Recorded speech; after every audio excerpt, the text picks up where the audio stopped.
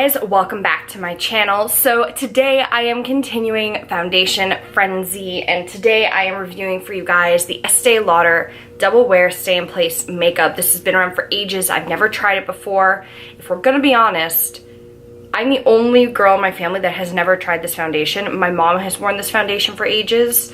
My sister has also gotten into it recently. This is actually the same shade that my sister wears. My sister and I are exactly the same shade in foundation, so let me just go over the quick facts about this foundation. Obviously, this has been around, I just spit everywhere.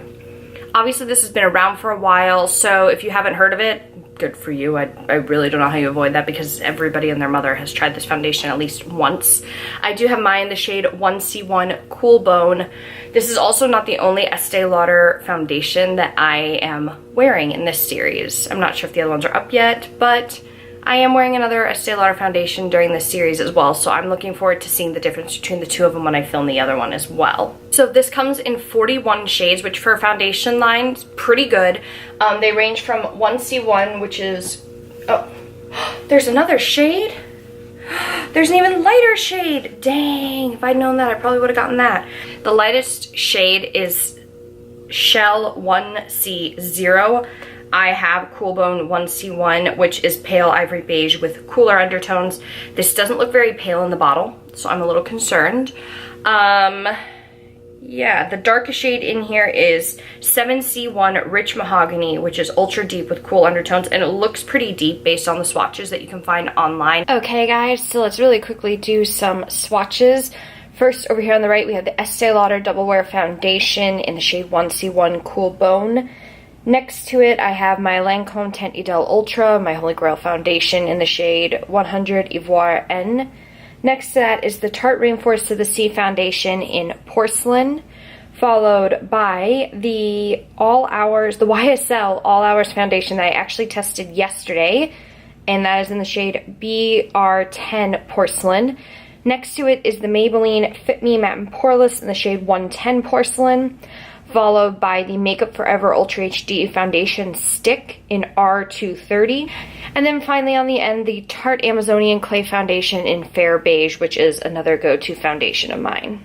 This is supposed to be a full matte finish, and it, according to Sephora's website where the foundation is sold, it's good for all skin types, so sensitive, normal, dry, oily combination. Everyone can wear it, which is interesting. It is a 24-hour wear liquid makeup with flawless natural matte finish that unifies uneven skin tone and covers imperfections with buildable medium to full coverage. So it even says it's a buildable foundation, which I find interesting. A lot of foundations tend to right off the bat say that they are medium or full coverage. They'll say, oh, this is a full coverage foundation, and then everyone goes, well, yeah, but you gotta build it to get it there. But they don't put that in the marketing, so I find it kind of nice that Estee Lauder has even stated, yes, you can, but you're gonna have to build it up.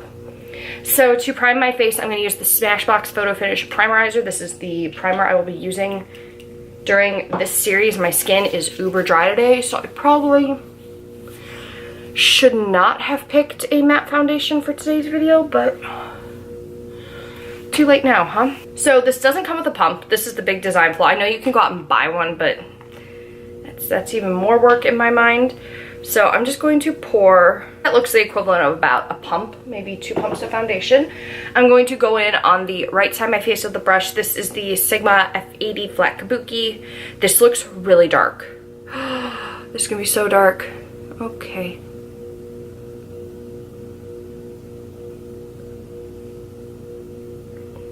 Okay. Right now I'm just judging it off my viewfinder. I would say this is medium for sure. You can still see my redness on my cheeks here. On me, matte foundations always settle into right here where like my frowny lines and everything. And also my nose area right here tends to be another bad spot.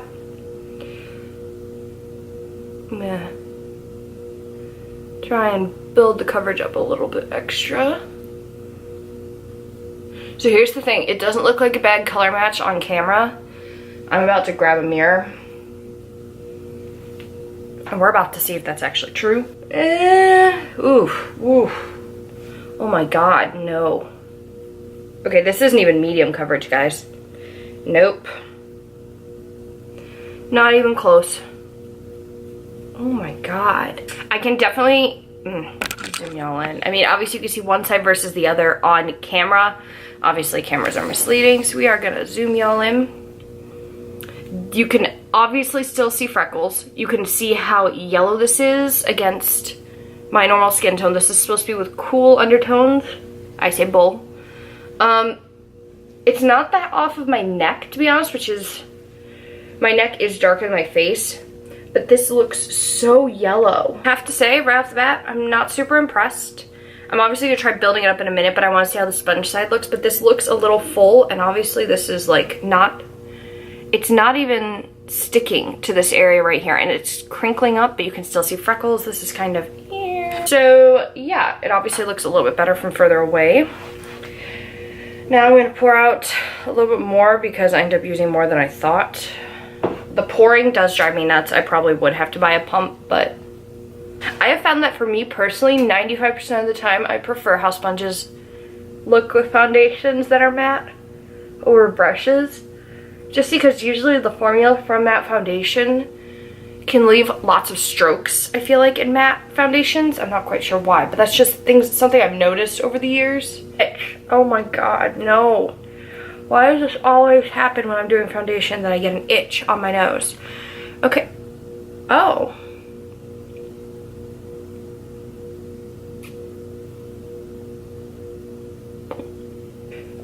So right off the bat, if we look at this side versus this side, this looks a little bit more better blended, and this is what I'm saying about matte foundations, is that I feel like they leave streaks.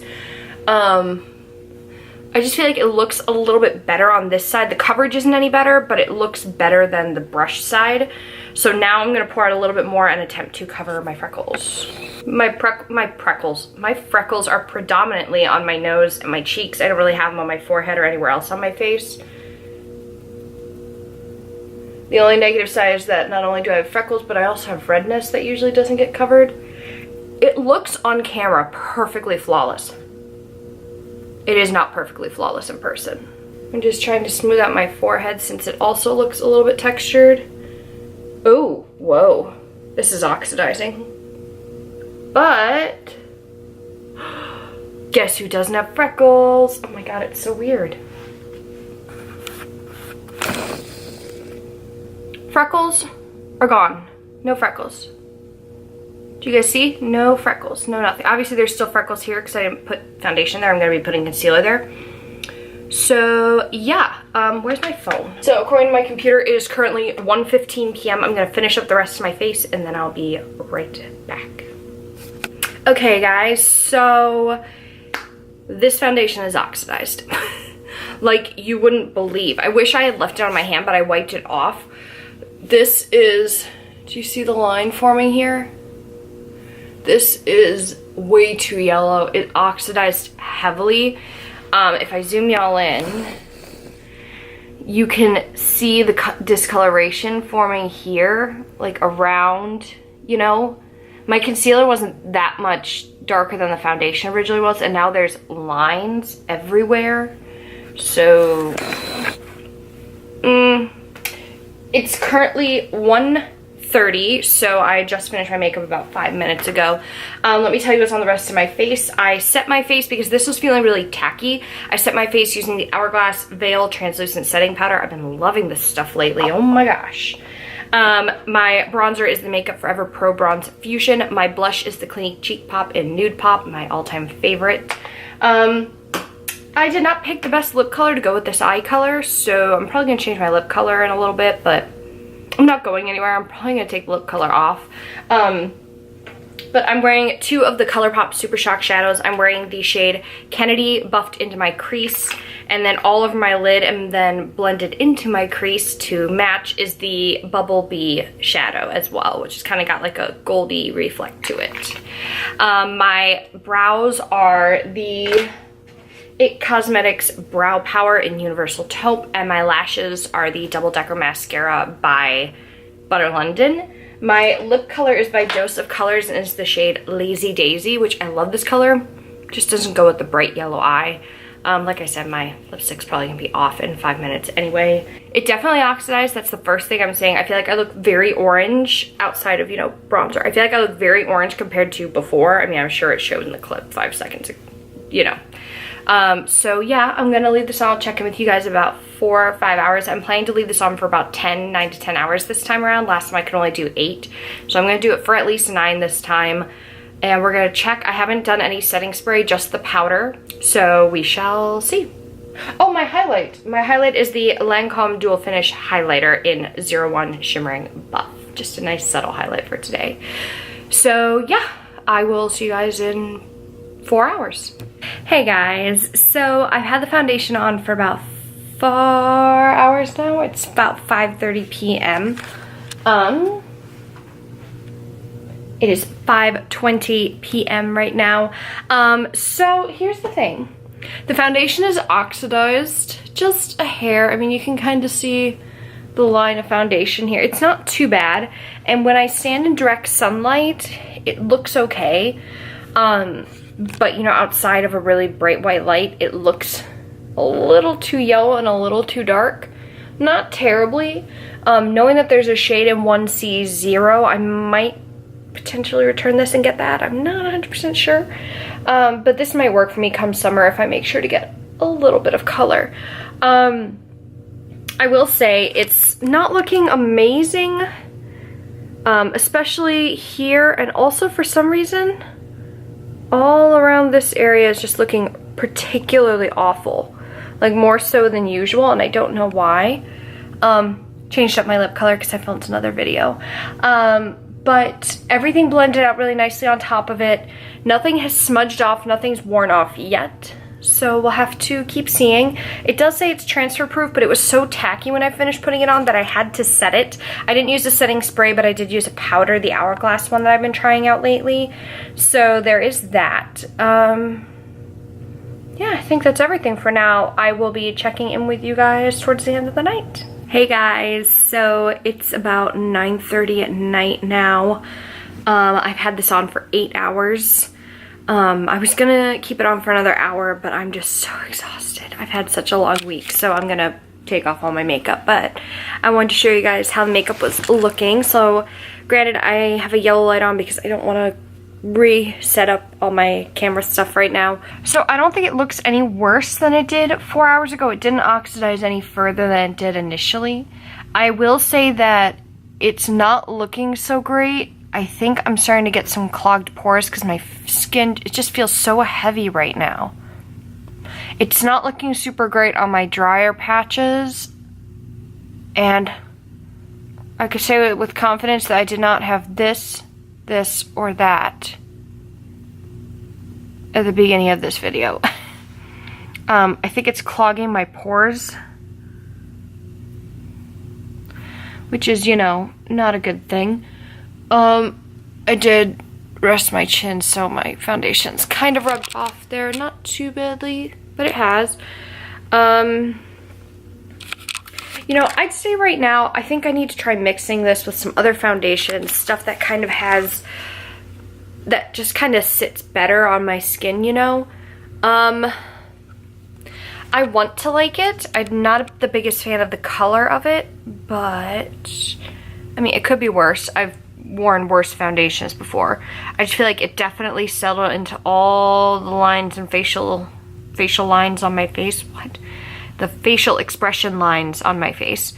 So it could look better, but it doesn't. Yeah, my skin just, it feels heavy now. Like, I can feel the makeup I'm wearing, especially right here and here and my forehead. I'm not feeling it so much right on the apples of my cheeks or on my chin, but it just, I don't feel suffocated, but I can feel the foundation. I prefer a lighter weight foundation. So I'm gonna go with, this one's maybe, I'm gonna have to try with other primers, other mix-in, see what else can alter it to make it a little bit more wearable in my book. So yeah, that's it for this video. I want to thank you guys so much for watching. Be sure to hit the subscribe button down below and the notification bell so you don't miss the other Foundation Frenzy videos that'll be coming. And also give this video a thumbs up if you enjoyed it.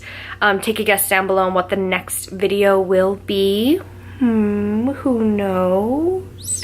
And I will see you guys in the next video.